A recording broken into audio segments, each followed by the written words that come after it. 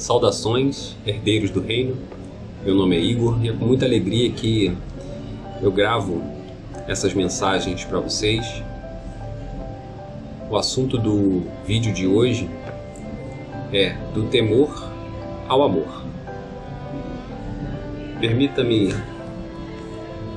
ler Gálatas capítulo 6, versículos 9 e 10. E não nos cansemos de fazer o bem, porque a seu tempo ceifaremos, se não desfalecermos. Por isso, enquanto tivermos oportunidade, façamos o bem a todos, mas principalmente aos da família da fé. Como ter essa visão de família da fé, irmãos?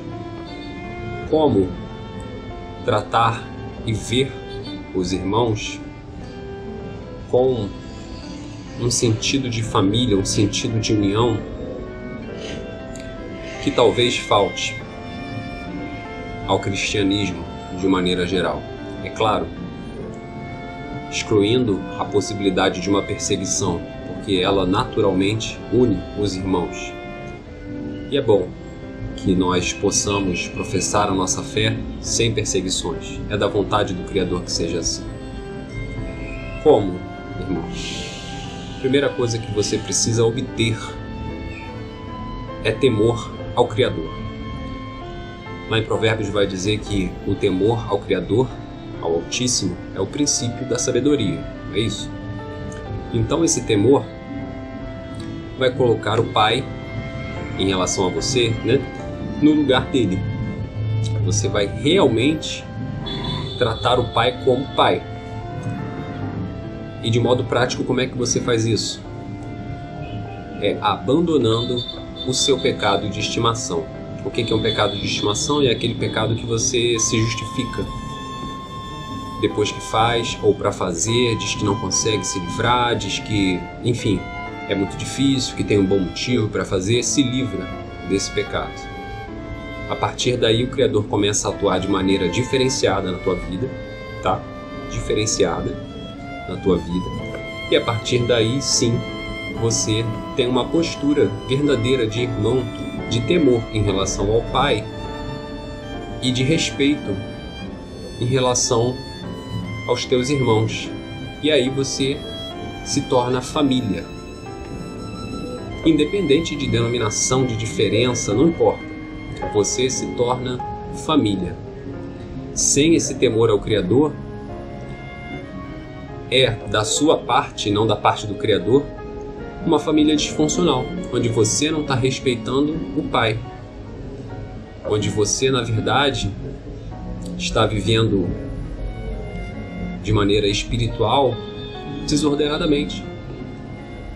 E aí, se você não respeita nem o Pai, que dirá os teus irmãos, Que dirá os teus irmãos? Então é necessário que você abandone esse pecado de estimação que você tem, caso você tenha, para que você saiba como se portar em relação aos teus irmãos, de maneira fraterna, unida.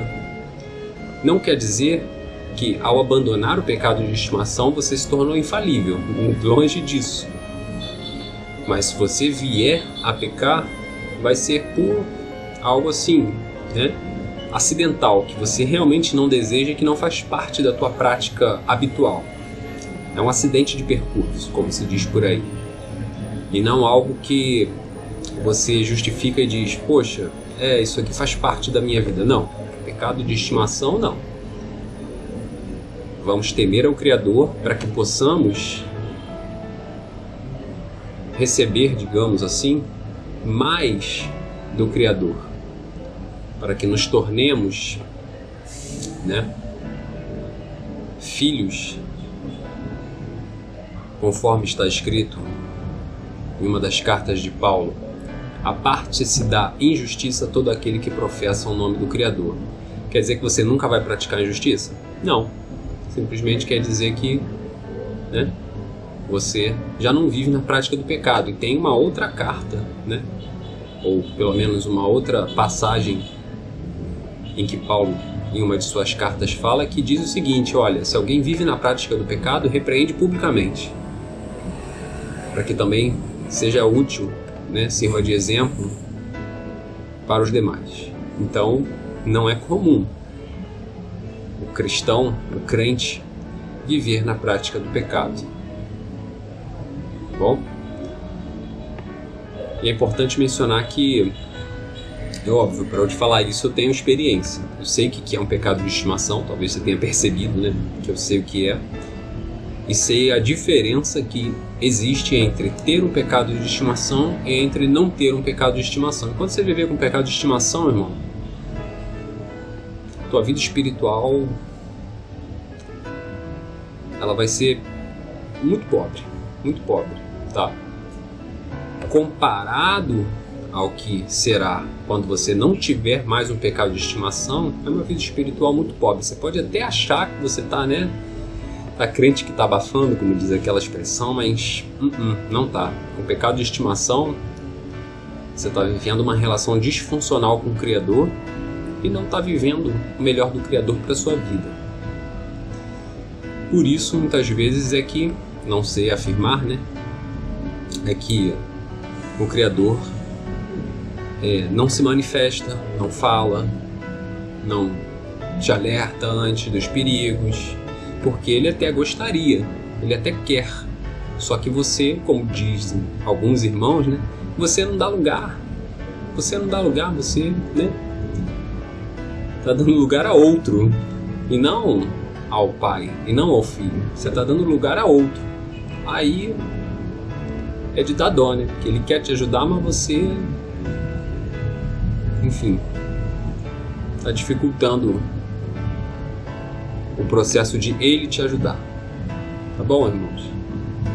Espero que seja útil aí a palavra, que, enfim, isso